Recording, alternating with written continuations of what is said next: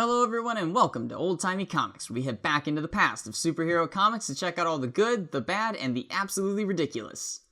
All alterations to the panels, text, and images are to prevent copyright problems, and all art is owned by its respective companies. Today we're getting mythical as we head to August of 1962 to check out Journey into Mystery number 83 as we're introduced to the Mighty Thor. We open on American Dr. Donald Blake on vacation in the Netherlands. But little does he realize he's not alone as a strange vessel comes down, landing in the distance behind him.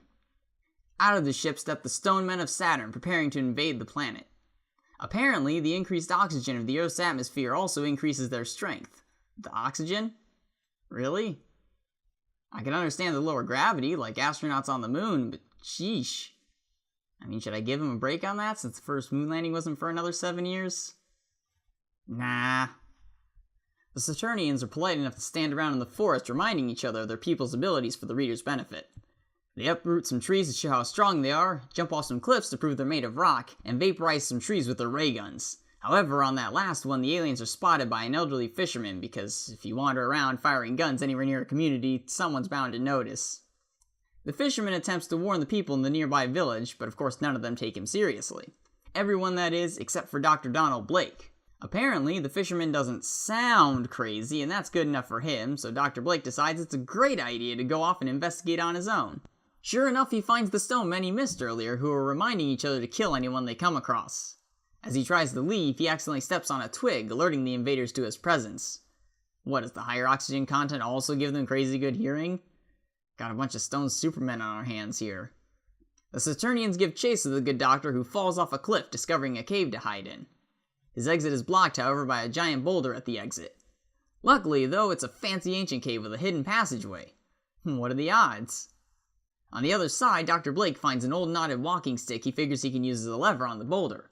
However, the boulder doesn't budge and Mr. Blake strikes it in anger. After a sudden magical girl transformation sequence and a quick hammer reading, the doctor realizes he has become Thor, Norse god of thunder. Wait, if he be worthy? What makes a random vacationing doctor from America worthy of the power of Thor besides finding the stick in the first place? Did Mjolnir just get bored and decide to grant down the power so he could get out of the cave? Anyway, Thor is now more than capable of removing the offending boulder from the cave exit, no matter what kind of face he makes while he's doing it. Now outside, Thor decides to take a minute to contemplate the sudden changes he's gone through, completely forgetting about that whole alien problem from earlier. Someone else will take care of it, right? However, after a minute, Thor suddenly turns back into Donald Blake. I guess Mjolnir takes the whosoever holds this hammer bit very seriously.